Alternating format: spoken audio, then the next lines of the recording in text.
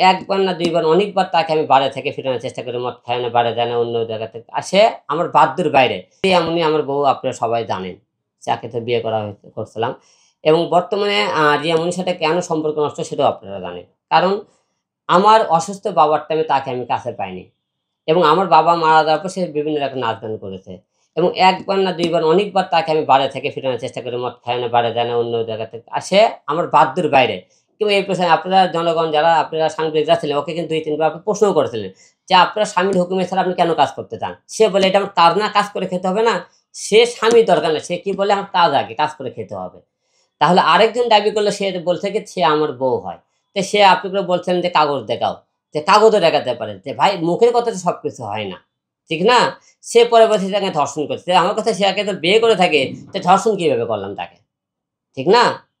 তো একাধিক মামলা তো ভাই খালি সাজাইলে হবে না। আমার মূলত কথা কি তারা আমাকে চিন্তা ভাবনা করছে তারা এমন হারে মামলা দিয়ে রাখুক। আমি দেখতেছেন তারা দেওয়ার পরে একের পর এক মেয়ে নিয়ে আসতেছে।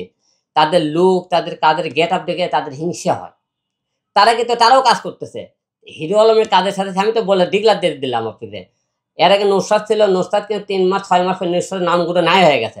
তো রিয়া মনিকে আপনি গণ্য ৩ মাসের পরে মিডিয়াতে দেখবেন তার নামগুলো থাকবে না।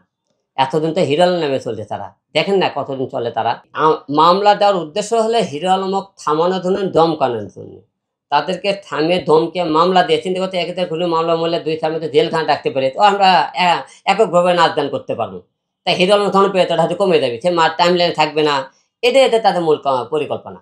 মূল পরিকল্পনা ওরা আমাকে জেলখানায় রাখতে চায়, রাখে তারা নিজের মতো করে চলতে চায়। এছাড়া কিছু নয়। মানে তারা ওই চিন্তা করে তাদের তো মুখ দেখাতে পারে না তারা। তারা যে মামলা করছে এবং তারা যে কাজগুলো করছে বর্তমানে যে আপনারা সামাজিক মাধ্যমে এবং তারা ২ জন যা করছে তা তো মুখ দেখাতে পারতেছে না। এখন তাদের সম্মান নষ্ট হয়ে গেছে। এখন চিন্তা করতে আমার সম্মান কিভাবে নষ্ট করা যায়? হ্যারাসমেন্ট কি করে করা যায়? তোকে দিন-রাত ২৪ ঘন্টা টর্চারিং এ রাখুন। আসলে আমার জীবনে অনেক বাধা এসেছে। শুরু থেকে এখন পর্যন্ত বাধা আর বাধা। আল্লাহর মতে সবকটা বাধাই পার করে সামনে এগিয়ে গেছি। আরো সামনে তো মনে করেন আপনারা এরা যেমন সমস্ত শুরু করছে একটা বাধাও আটকাতে পারবে না। মামলা-ঢামলা বিভিন্ন রকম দেখছেন। প্রতিটা কাজে আমি জীবনে বাধার সম্মুখীন হয়েছি। এখন পর্যন্ত কিন্তু আমাকে আটকাতে পারেনি।